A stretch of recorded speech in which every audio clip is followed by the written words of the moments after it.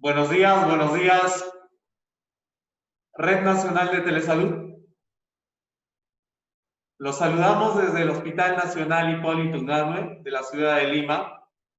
El día de hoy tenemos la participación del doctor William Aguilar Rivera, médico especialista en psiquiatría, quien está a cargo del tema cómo enfrentar emocionalmente al COVID por parte de los profesionales de la salud. Comenzamos. Muy bien, muy buenas tardes. Vamos a intentar afrontar este tema que es un poco complejo, porque implica la intervención de muchos profesionales, no solamente los profesionales de salud mental, sino también aquellos que están en primera línea de la lucha contra el COVID. Entonces, vamos a iniciar y vamos a verlo desde varias perspectivas. Un primer nivel sería este siguiente, miren, vamos a ver el nivel de atención, por ejemplo, podría ser el nivel de atención de difusión, podría ser un nivel de atención por el médico general, podría ser una atención por un médico psiquiatra, etc. Entonces, vemos también que hay un objetivo determinado. Si yo voy a ir siguiendo con mi cursor, no sé si se ve el cursor, vamos a ver el objetivo. Las personas, en este caso, que van, al cual está dirigido, que son las personas que están en primera línea de atención del afronte de la pandemia del virus COVID-19. ¿Cuáles van a ser las atenciones que vamos a tener? ¿Quiénes van a tener que ejecutar esta atención? El lugar físico en donde se tiene que hacer y si es que existe un criterio de derivación. Vamos a ver, el nivel de atención será el de la difusión.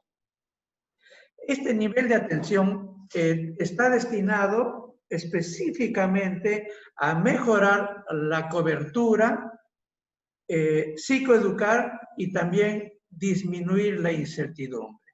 ¿Cómo lo vamos a hacer? Miren ustedes, vamos a hacer que podamos hacer una psicoeducación como se hace por todos los medios de comunicación y generar una oferta a través de los medios de comunicación y los comunicados oficiales. Esto se está haciendo, por ejemplo, en una hora más o menos va a hablar otra vez el presidente. El Ministerio de Salud tiene que nuevamente estar dando sus comunicados oficiales. Cada hospital también hace lo mismo y eso hace que las personas estén completamente informadas de hacia dónde va el curso de la intervención.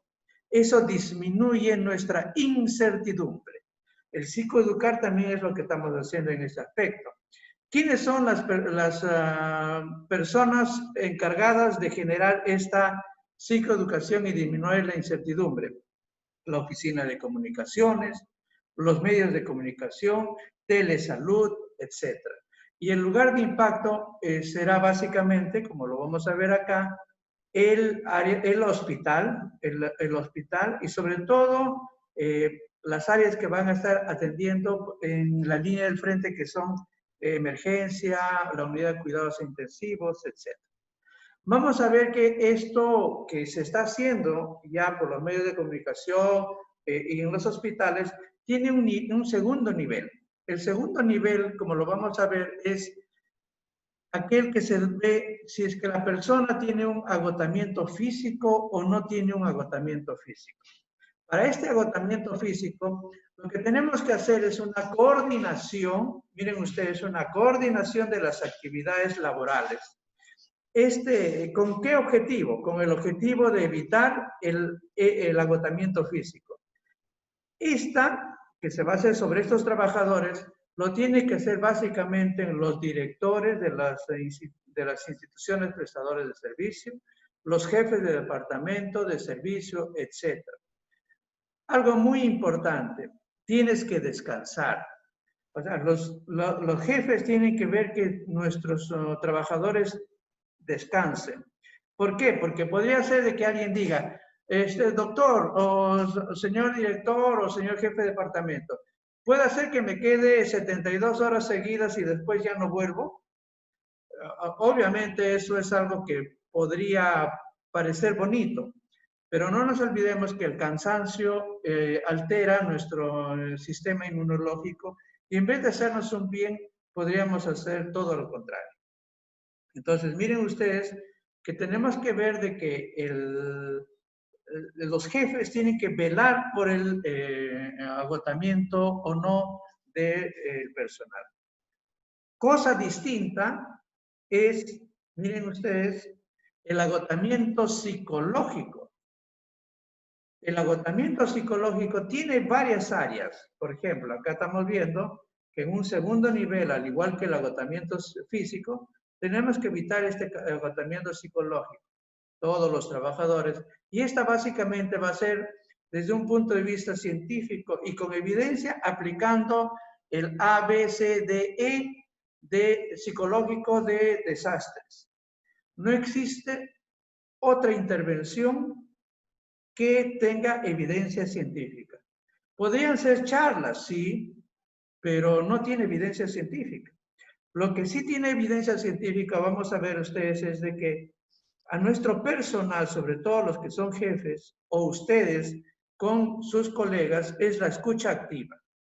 ¿Qué es la escucha activa? La escucha activa es escucharlo con los 5 sentidos a mi compañero, a mi subordinado o a mi jefe. Esto nos va a ayudar muchísimo. La B es la respiración, ¿no? En esta respiración yo tengo que tomar aire y exhalar. Entonces, por eso decíamos en un video que envió la Acción Psiquiátrica Peruana, decía, ¿no? Si estás estresado, respira. En la categoría C dice, tenemos que categorizar nuestras necesidades, ¿no? ¿Siguen? La A, la B, la C. En las categorizaciones de nuestras necesidades es todo aquello que la sociedad requiere de nosotros. El trabajo, la parte laboral de la preocupación por nuestros hijos, por nuestros papás que ya pueden estar pasando los 60 años, etcétera, etcétera. Si bajamos, hemos visto la A de escucha activa, la B de la respiración, la C de las categorizaciones de mis necesidades personales, la D es la derivación a redes de apoyo. Suponiendo que yo encuentre o vea que hay alguien, puede ser una persona que trabaje conmigo y me dé cuenta que esa persona está mal, entonces lo que yo voy a hacer es derivarlo. ¿Dónde lo puedo derivar? Vamos a ver los niveles. Yo lo puedo derivar a un hospital general, a un departamento de salud mental de un hospital general, un servicio de salud mental, puede ser los centros de salud mental comunitarios. Y la E, como ustedes ven, como ven acá, la E es la psicoeducación. Yo tengo que enseñarle a la persona que tengo que afrontar el problema. Tengo que afrontar y no escapar. Eso es muy importante. Por eso en una de las últimas dice, ¿no? Prioriza tus necesidades y evita el agotamiento mental. Si ustedes aplican el A, B, C, D, E del afronte psicológico en desastres de una manera metódica, científicamente y con evidencia, esto es lo único que vale. ¿No? Respiren, tranquilícense, conversen. Esto es muy importante. ¿Ya? ¿Quiénes tienen que hacerlo? Ya hemos dicho, en ejecutores tiene que hacer el personal de salud mental, ¿no? O los centros de salud mental comunitarios. ¿Dónde debe hacerse? Evidentemente no puede ser en un lugar dentro de la emergencia, tiene que ser en un lugar distinto a la emergencia, ¿no? Si es que el psicólogo, el psiquiatra, la enfermera del Departamento de Salud Mental acuden con ustedes, debe ser en un lugar con bioseguridad y en el cual ustedes estén lo más tranquilos posible. ¿Cuándo derivar? En la última fila dice, miren ustedes, cuando haya uno o más criterios de screening psicológico positivo. Si yo tengo una escucha activa con mi colega, yo podré estar atento a que esta persona pueda estar afrontándolo bien o afrontándolo mal. si la persona se torna irritable, si la persona ya no duerme bien, ya no tiene un buen apetito, tiene problemas interpersonales con sus familiares o con los trabajadores, entonces, y esa persona no era así, esa persona cambia, entonces yo diré que esta persona tiene que buscar ayuda. Entonces ya hemos visto, uno, evitar el agotamiento físico. Este otro es muy importante, es evitar el agotamiento psicológico. Vamos a seguir avanzando y vamos a ver en este mismo nivel, en el segundo nivel, hay un nivel en el cual tengo que ver el aspecto ético. En el aspecto ético tenemos que evitar el tormento de las decisiones éticas difíciles. Estamos llegando en unos días o de repente ya lo estamos llegando en el hospital, en el cual tengamos que decidir quién entra a ventilación mecánica y quién no entra a ventilación mecánica. Para esto es muy importante que el trabajador de salud cambie su chip, cambie su forma de pensar respecto a la atención que uno puede hacer a este tipo de pacientes. Por eso decimos, tenemos que cambiar y hacer una ética utilitarista. ¿Qué significa la ética utilitarista en lo que vemos en la tarea específica? La ética utilitarista es aquella en la cual uno dice, ¿qué es lo que le conviene a la sociedad? Si hay una persona de 40 años que tiene diabetes, hipertensión arterial, no tiene hijos y encima tiene cáncer y podría vivir en 1 o 2 años, si es que yo lo salvo, frente, por ejemplo, a una persona que tiene 50 años y no tiene ningún factor de riesgo, entonces yo me pregunto, ¿qué es lo que le conviene a la sociedad? ¿Salvar a alguien que va a vivir 1 año o salvar a alguien que podría evidentemente vivir 40 años más? Ese es un tema muy ético. ¿Por qué les digo esto? Porque si bien es cierto, ustedes lo van a manejar, en el fondo, desde un punto de vista inconsciente, eso les va a generar muchos conflictos a posteriori. Porque ustedes podrían haber dicho, ¿no? Oye, pero ¿y por qué no se lo puse a la otra persona? ¿O por qué el gobierno no puso ventiladores mecánicos en todo lugar? O sea, mi cólera la voy a empezar a transferir a otras personas. Y eso puede ser un criterio de derivación para buscar ayuda. ¿Se dan cuenta? La parte ética en todos los trabajadores de salud es muy importante. Aparentemente, uno no se da cuenta, pero en cada decisión que uno hace, está aplicando una ética. Por ahora, yo les recomiendo, durante el escenario o de desastre, de pandemia en el cual estamos nosotros, tengamos que aplicar una ética utilitarista. Por esta ética utilitarista es que yo vengo hasta el hospital a trabajar, sabiendo que puedo contaminarme y morir. O sea, yo lo sé, pero lo hago. ¿Por qué? Porque eso conviene a la sociedad. Entonces, este es un tema muy importante en el cual yo tengo que verlo. Obviamente, ¿quién debe decirnos acerca de esta ética? Yo creo que tiene que ser el jefe de servicio o los jefes de departamento o los líderes del equipo. ¿Por qué? Porque ellos tienen que generar liderazgo y tienen que tranquilizar a cada trabajador. El trabajador en este momento tiene una incertidumbre terrible, pero si el jefe te da la tranquilidad y la confianza y te dice que por este momento debemos aplicar esta ética, tú te vas a tranquilizar. Tú harás las cosas con mayor certidumbre. ¿Dónde se debe hacer eso? El jefe tiene que reunirlos o de repente si el jefe es una persona con mucho liderazgo, los llamará y los explicará uno por uno. Cada jefe tiene que determinar lo que tiene que ser. Si es que por alguna razón el jefe no lo hace, entre nosotros tendremos que ir cambiando esa situación. Muy bien, avanzamos. Otro aspecto que tenemos mucho temor es, ¿qué hacemos si es que, por ejemplo, mi colega fallece? O fallece un familiar mío. Eso podría ocurrir, eso podría pasar en los siguientes días. Entonces, vamos a ver, miren ustedes, nuestro objetivo, ¿cuál sería? Disminuir el dolor ante la pérdida de un colega o de un familiar o de un paciente determinado.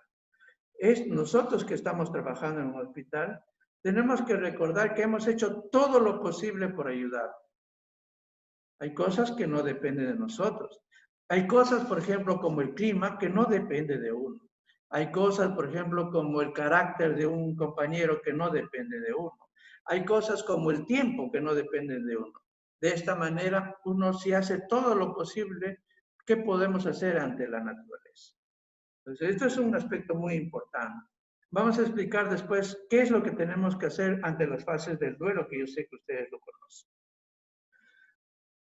En el segundo nivel, algo muy importante es el temor al contagio. Este temor al contagio es natural. El objetivo entonces entre nuestros colegas sería disminuir el miedo a adquirir la infección por el coronavirus. Dentro de nuestra tarea específica, debemos recordar que es humano el temor al contagio. No lo ocultes, reconócelo y protégete con los equipos de protección personal necesarios.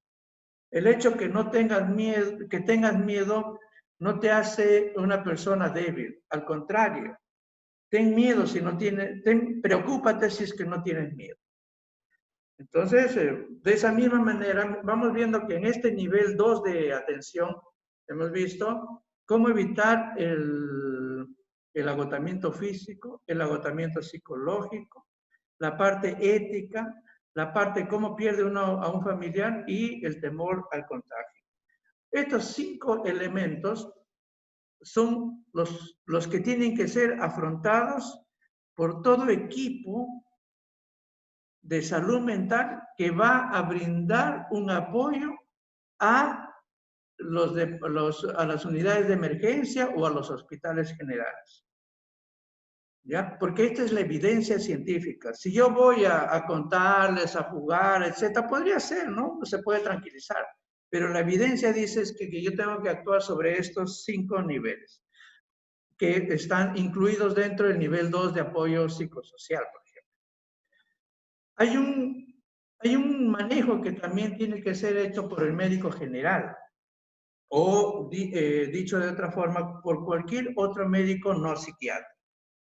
Miren ustedes, si es que el paciente, y eso lo estamos viendo ahorita, porque como son los trastornos mentales son enfermedades crónicas y actualmente las consultas externas, tanto de hospitales como de clínicas, están cerradas, entonces van a empezar a descompensarse. Entonces lo que tenemos que tener como objetivo como médico general es estabilizar los síntomas, efectuar un diagnóstico psiquiátrico y en su defecto derivar al médico psiquiatra. Se supone que en la emergencia de todos los hospitales hay retenes en los cuales tienen que estar los médicos psiquiatras. Esta es una norma que, por ejemplo, en mi hospital, en el Hospital Hipólito Unanue, se cumple. Tenemos retenes las 24 horas. En este caso, si nuestro colega o amigo, por ejemplo, empieza a presentar crisis de pánico, por ejemplo, tengo que buscar la ayuda o, en todo caso, yo brindárselo a través de psicofármaco. ¿Quién tiene que hacerlo? En este caso, los médicos generales o los médicos de urgencia, y tiene que ser en nuestros hospitales. A veces también vienen pacientes, por ejemplo, con trastornos del espectro autista, pacientes con psicosis, con depresión, etc. Bueno, no nos cuesta nada hacer una receta, ¿no? Y brindárselo al paciente. Eso le va a tranquilizar más al paciente, ¿no? Que a uno mismo, porque el paciente lo que necesita y exige, porque nosotros como equipo de salud mental le decimos, pide y cumple tu medicación. Entonces, si, por ejemplo, un colega no le atiende a este paciente se puede descompensar. Entonces, este es el tercer nivel del manejo del médico general. Y hay un cuarto nivel que es un nivel un poco más especializado, que lo hace el médico psiquiatra.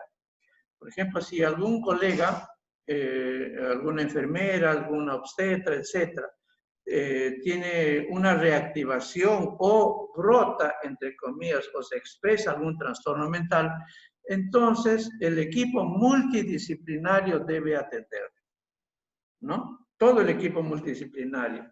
Yo siempre les digo a mis colegas y amigos, tenemos que trabajar en equipo. ¿Y dónde tenemos que hacerlo? Por ahora en los hospitales generales, en los centros de salud mental comunitarios, etcétera, etcétera. Y entonces esto que parecía tan complejo, miren ustedes, lo estamos haciendo por niveles.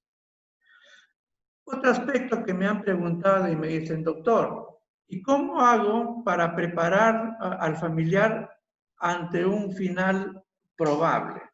Porque obviamente cuando llega al hospital y ya se le diagnostica de COVID-19, es el estigma y la incertidumbre te dices que probablemente nuestro familiar podría fallecer.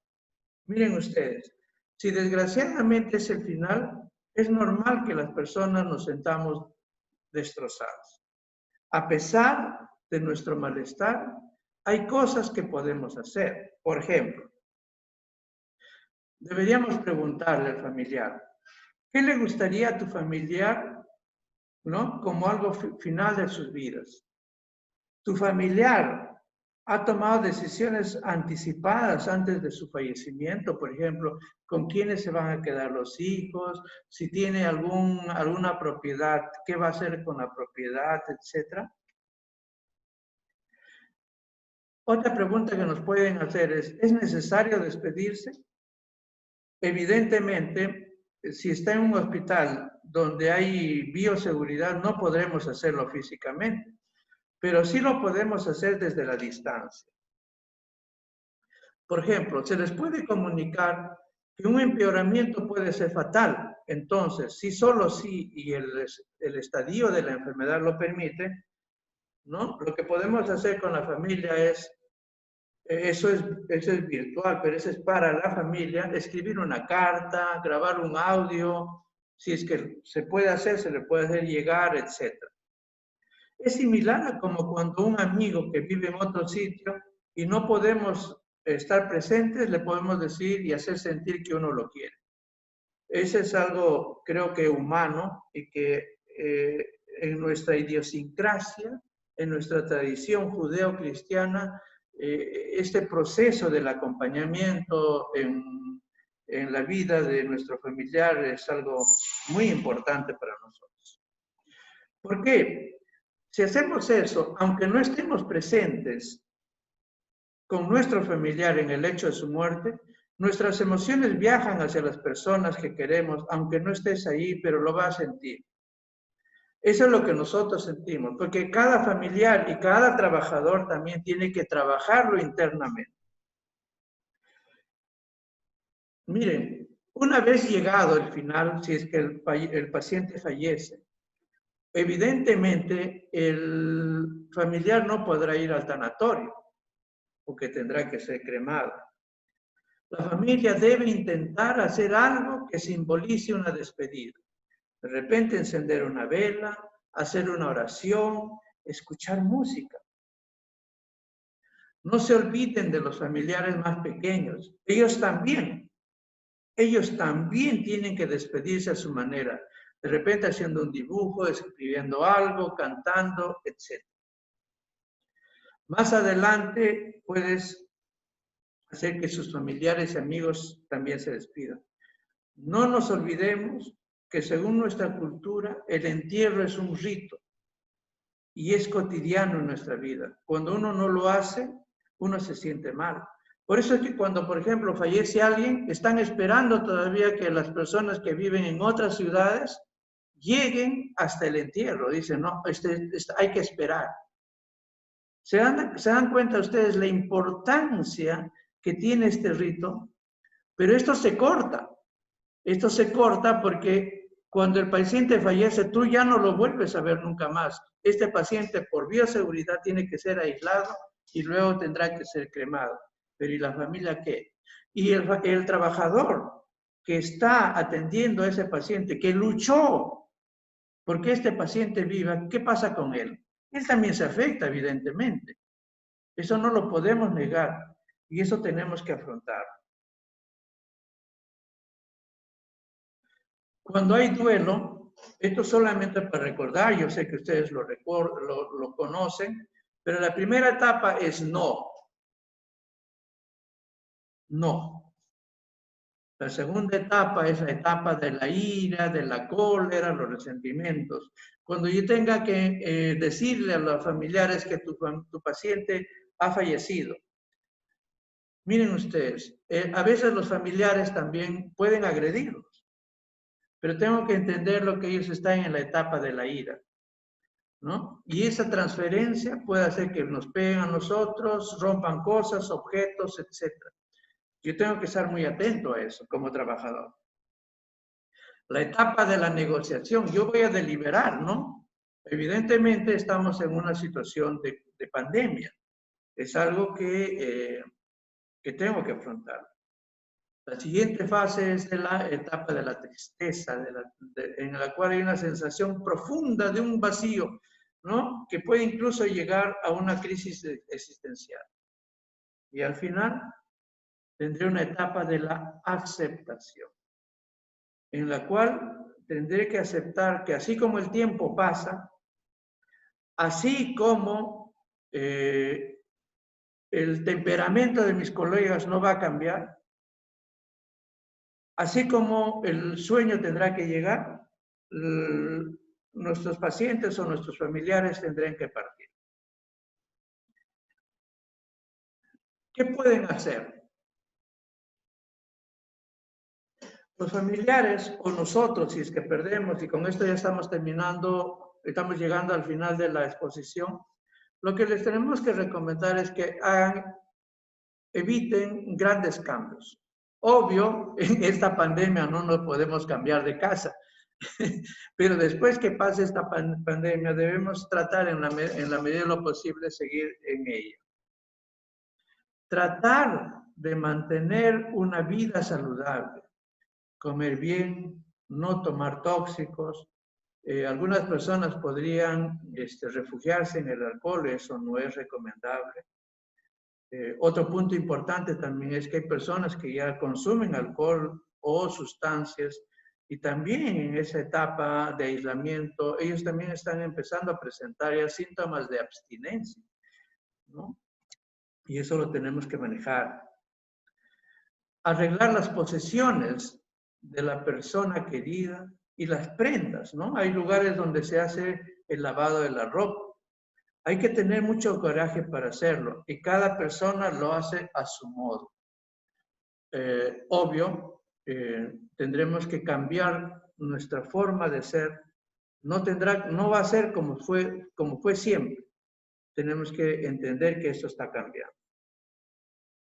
Mantener el contacto con amigos y familiares.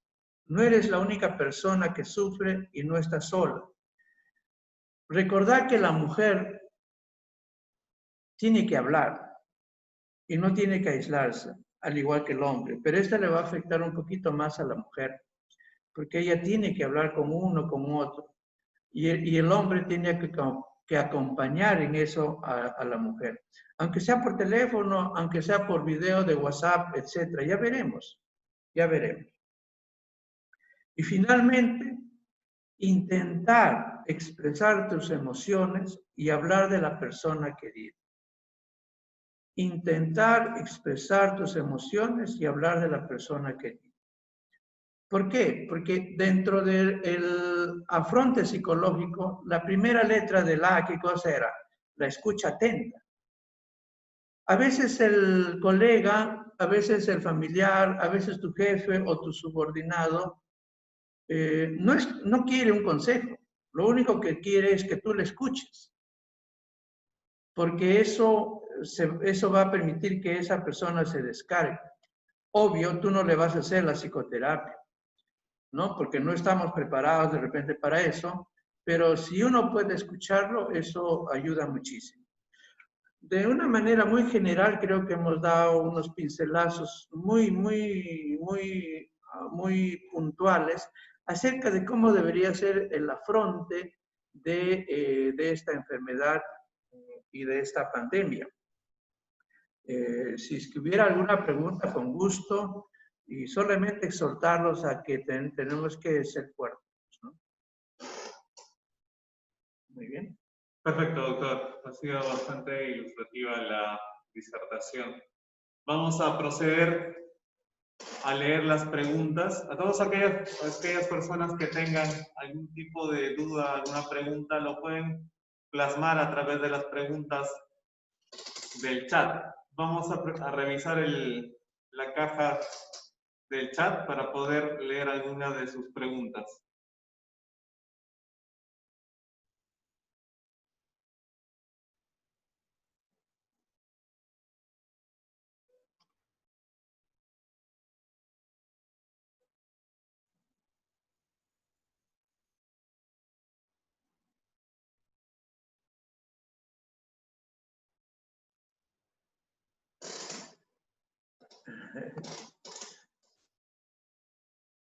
Bueno, mientras van escribiendo sus preguntas, pues, doctor, la salud mental es un tema bastante importante, ¿no? Sí, sí. Inclusive en algunos documentos normativos, ya hablando específicamente en cuanto a lo que tendría que abordarse en telesalud, se considera precisamente la salud mental. Entonces, en ese sentido, todos los hospitales y las instituciones de salud, tanto a nivel de Lima como a nivel nacional, deberían implementar alguna medida dentro de sus planes, en este caso de telesalud, para abordar el tema de salud mental hacia su personal de salud, ¿cierto? Y además que también salud mental hacia la población en general. ¿No es así, doctor? Somos una unidad biopsicosocial. Cuando recién nos dimos cuenta como país que queríamos llegar a ser un país desarrollado, recién nos dimos con una realidad de que nuestros indicadores de felicidad, de desarrollo personal, etcétera, que están muy ligados a la salud mental, como país están muy bajos. Chile, Colombia, Brasil, vieron todo esto y iniciaron una reforma de salud mental muy fuerte ya hace más de 20 años, con miras a llegar a ser países desarrollados. Nosotros lo estamos haciendo recién entre 8 años con más fuerza, hace 4 o 5 años ya con una ley y con más inyección de dinero hacia la estrategia de salud mental, que eso nos ayuda mucho. Afortunadamente, creo que el apoyo que tiene el equipo multidisciplinario de salud mental por parte de algunos hospitales lo hace, ¿no? El Hospital Hipólito Unanue en el año 2012 creó el primer departamento de salud mental como equipo multidisciplinario. En eso fuimos pioneros y ahora tenemos una hospitalización y hospital de día. Y de esa manera y de esa misma forma, en otros hospitales también del Perú, tanto en hospitales generales estoy hablando, se está desarrollando de esa forma. Tener en cuenta que las competencias no se hacen de un día para otro. Las competencias se van desarrollando y los profesionales que se han ido adosándose a nuestro equipo han ido desarrollando estas capacidades.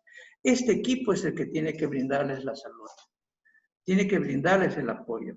Esa coordinación tiene que ser hecha entre las autoridades de un hospital y sus jefes o coordinadores de salud mental que van a brindar la ayuda desinteresada, genuina a todo trabajador que está laborando en esta primera barrera que es la lucha de la pandemia contra el COVID. Muy bien. Acá nos dicen, por favor, enviar el PPT, es mi correo. El PPT está a disposición de todos ustedes, lo voy a dejar acá en la oficina y también se los van a enviar, ¿bien? Muy bien. Perfecto, doctor. Bueno, en redes sociales, doctor, y bueno, en algunos medios de comunicación, se ha podido observar que ante ya prácticamente lo inminente que es esta pandemia que abarca prácticamente a todo el mundo, escenas de pánico, de angustia en personal de salud, en especial de UCI y de emergencia, ¿no? ¿Cuál podría ser la recomendación en ese tipo de circunstancias, ¿no? Sabemos que, claro, previamente hay recomendaciones que se pueden tomar, pero llegados a ese punto y probablemente cuando en muchas instituciones no se ha implementado algo para poder abordar ese tema, pues muchas veces no sé, quizás no hay las cosas claras para poder abordar eso, ¿no? In situ, por así decirlo, ¿no? Claro.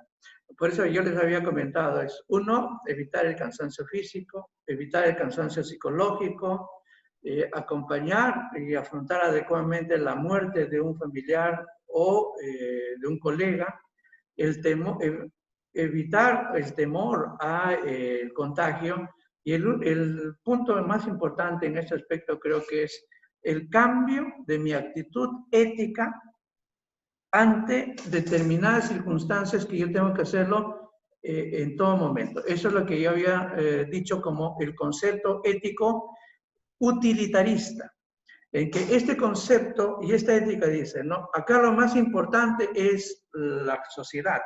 Y vuelvo a insistir, ¿por qué es que yo vengo al hospital? Vengo al hospital, claro, evidentemente necesito mi trabajo, eso nadie lo va a evitar, pero en el fondo lo hago porque me gusta y porque quiero darle algo a la sociedad.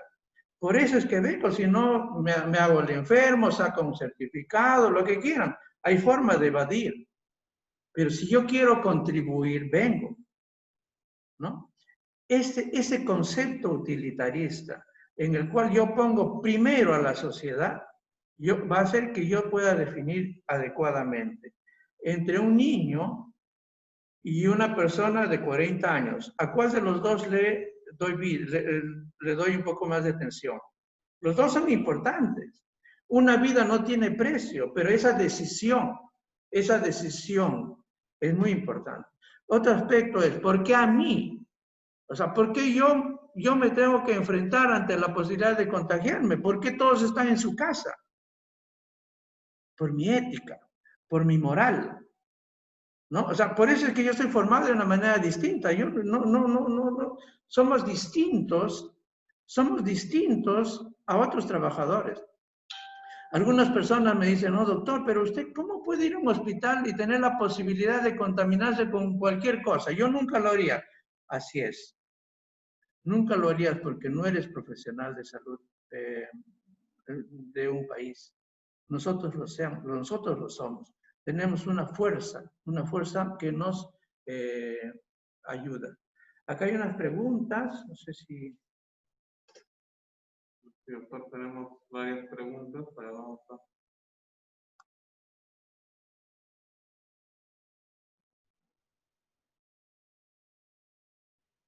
A ver, bueno, aquí preguntan, por ejemplo, doctor, me gustaría pedirle que se considere la salud mental de los jefes y gerentes que no son remunerados en los niveles 1 y que con esta pandemia somos presionados por nuestras mismas coordinaciones a pesar de estar prohibido las visitas domiciliarias y estar el personal del primer nivel asistencial al frente de esta pandemia y ellos, personal administrativo, en casa, menciona.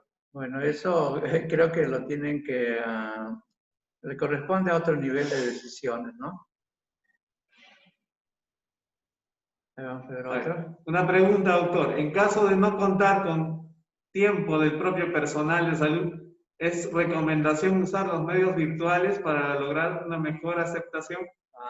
Esa es una muy buena pregunta. Miren, así como yo no Así como, por ejemplo, yo no tengo la posibilidad de asistir al fallecimiento de mi persona, de mi familiar, y hacer el rito del entierro, tenemos que ser imaginativos. Yo puedo hacer, por ejemplo, videocharlas con personas que por WhatsApp, por ejemplo, videos de WhatsApp, y puedo darle palabras de aliento, ¿no? O sea, no necesariamente tendría que estar yo in situ.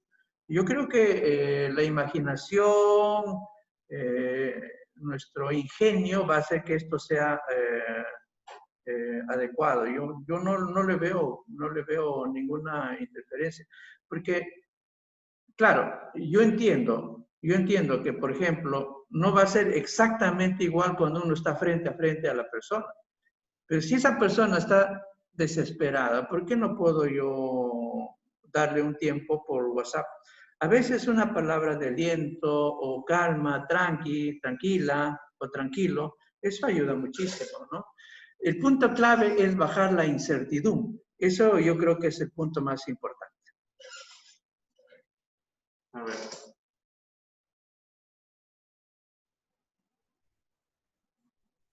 Bueno, aquí mencionan, buenas tardes, doctor. ¿Se debería habilitar una línea de atención para la ayuda emocional de los familiares directos del COVID-19? Bueno, eso es una decisión que le corresponde, creo que al ministerio. Bueno, lo ideal sería que se haga todo este tipo de intervenciones. Son ideas muy buenas que espero que el ministerio lo tome en cuenta, ¿no? Afortunadamente ya estamos con casi 151, 153 centros de salud mental comunitarios, los cuales pueden dar una ayuda, ¿no? O sea, estamos hablando de casi 10 trabajadores por cada centro, son 1.530. Y si todos apoyaran de una u otra forma sería extraordinario, ¿no? Acá hay una pregunta, dice, cuando se termine esta situación del COVID-19, ¿el personal de salud recibirá algún tipo de terapia psicológica? Por supuesto. Algunas personas puede hacer que hagan trauma, otros puede hacer que hagan síntomas superiores al trauma y se expresen con síntomas disociativos o otro tipo de síntomas.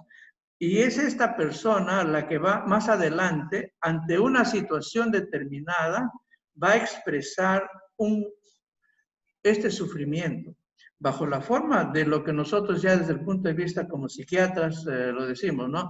Depresión, ansiedad, estrés postraumático, etc. Pero que esas personas se van a afectar, tengan ustedes por seguro. O sea, esta situación que estamos teniendo actualmente es algo que nunca antes ha pasado. Todos estamos ante un estrés muy grande y esta incertidumbre tarde o temprano nos va a pasar la factura. Tanto a las personas que solamente estamos en casa o tanto a las personas que también están en un hospital. Hay que ver que el ser humano tiene una homeostasis, tiene un equilibrio. Y ese equilibrio y de ese procesamiento de la información social y genética te va a dar una incertidumbre. Es responsabilidad de los jefes, de los directores, del ministro, del presidente, atenuar esa incertidumbre. Y creo que por eso es que todos los días, de una u otra forma, uno sin querer está diciendo, oye, ¿ya está hablando el presidente? O sea, ¿por qué uno lo hace? Porque quiere bajar su incertidumbre. Eso es un punto muy importante.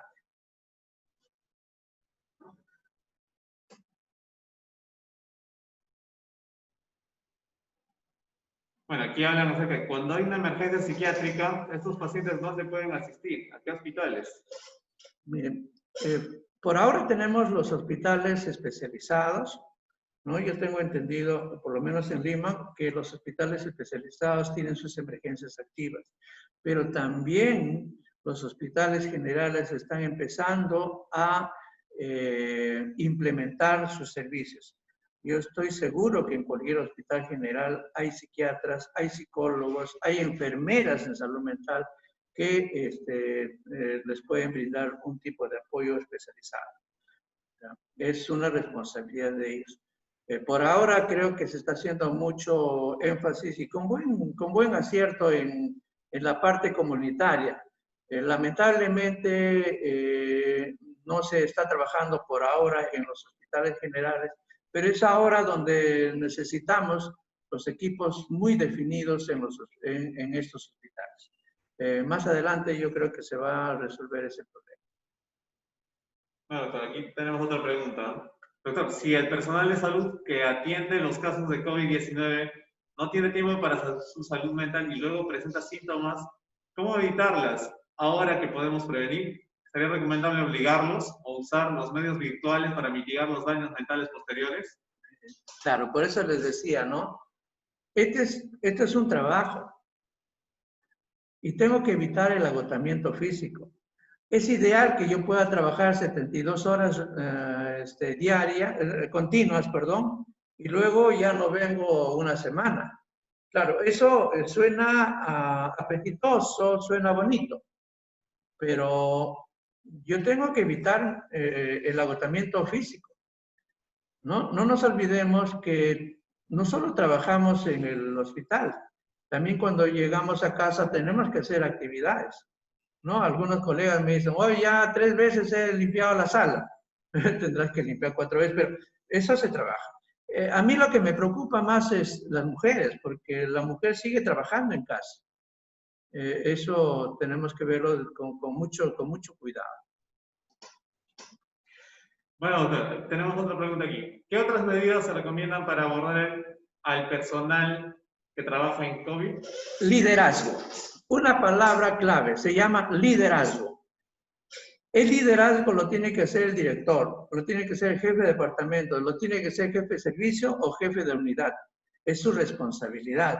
Y si es que ellos por alguna razón no lo hacen por múltiples circunstancias, nosotros tenemos que hacer ese liderazgo, ¿no? Eso yo creo que es la palabra clave, ¿no?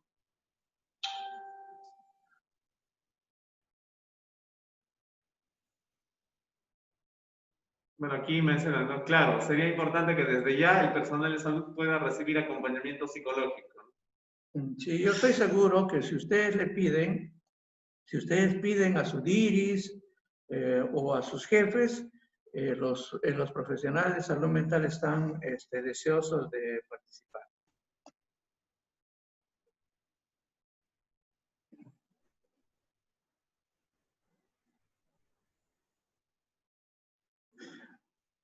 Bueno, acá dice una pregunta. Gracias por la exposición. Una consulta. ¿Se está realizando algún tipo de medición sobre el impacto psicológico o estado de salud mental de los operadores de salud? Yo tengo entendido que sí. De todas maneras, los jefes de servicio de departamento de cada hospital están obligados moralmente, de repente no desde el punto de vista de nuestras normas, pero sí a brindar ese apoyo a todo tipo de trabajador. Como una pregunta decía, ¿no? Doctor, ¿se puede hacer por WhatsApp? Por supuesto que se puede hacer por WhatsApp. ¿Por qué no podríamos hacerlo? Puede ser como teleconsulta, puede ser como una llamada. Oye, Willy, me está pasando esto.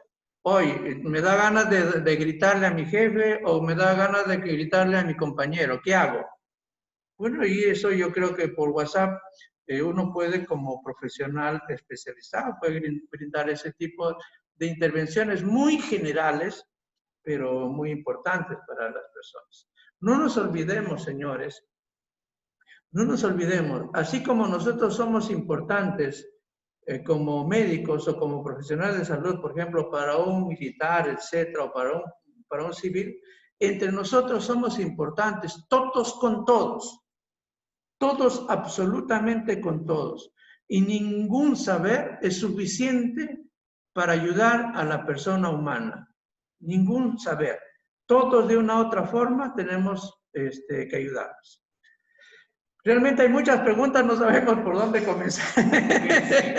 Bueno, doctor, hemos tratado de sintetizar y yo creo que esta ya va a ser ya la última pregunta, ¿no? A ver, ¿qué recomendaciones daría al personal de salud frente a la pérdida de su paciente para procesar saludablemente el duelo? Ah, ya. Acá habían unas láminas que se los puse. Vamos a retroceder. Acá, miren ustedes. Las fases del duelo, pero acá algo muy importante. Una vez dice que ya el paciente fallece, como les dije, lo que tenemos que hacer es hacer una repetición del rito, ¿no? Por ejemplo, dice, podemos encender una vela, hacer una oración, escuchar música, rezar. Si hay que llorar, lloraremos. No nos olvidemos también de los más pequeñitos. Ellos no volverán a ver a nuestro familiar, ¿no? Ellos pueden hacer dibujitos, cantar, pueden jugar de otra manera, de repente rezar. Eso yo creo que tiene que estar dirigido al ingenio y al grado y al tipo de cultura que tenemos nosotros. Por ejemplo, los aguajunas, cuando uno está en su lecho de muerte, uno tiene que ser, para ellos, según su concepción, transparente. Y uno tiene que decirle, te estás muriendo. Si uno le dice la verdad, no es bien visto para ese grupo cultural. Para nosotros, que no somos aguarunas o aguajús, uno siempre tiene una esperanza. Entonces, eso tiene que verse para cada tipo de cultura. Por ejemplo, el lavado de ropa, no sé si ustedes han visto cuando uno va a un entierro o va a saludar a los familiares, el familiar sin que tú le preguntes te dice, ¿no? Ha pasado A, B, C, D, F, acerca de cómo murió el paciente.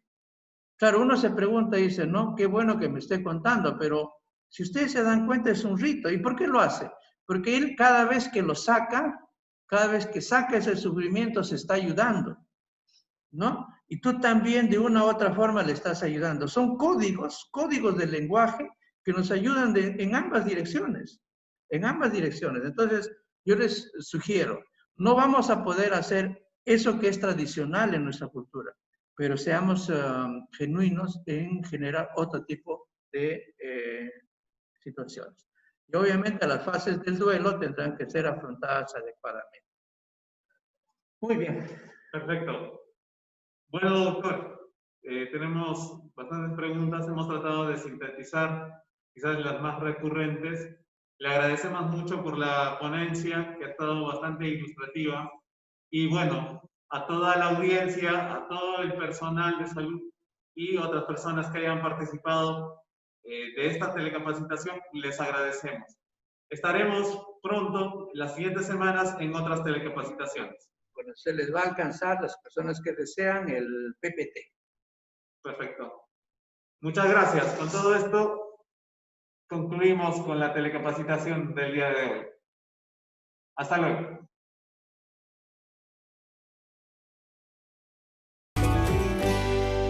Gobierno del Perú. El Perú primero.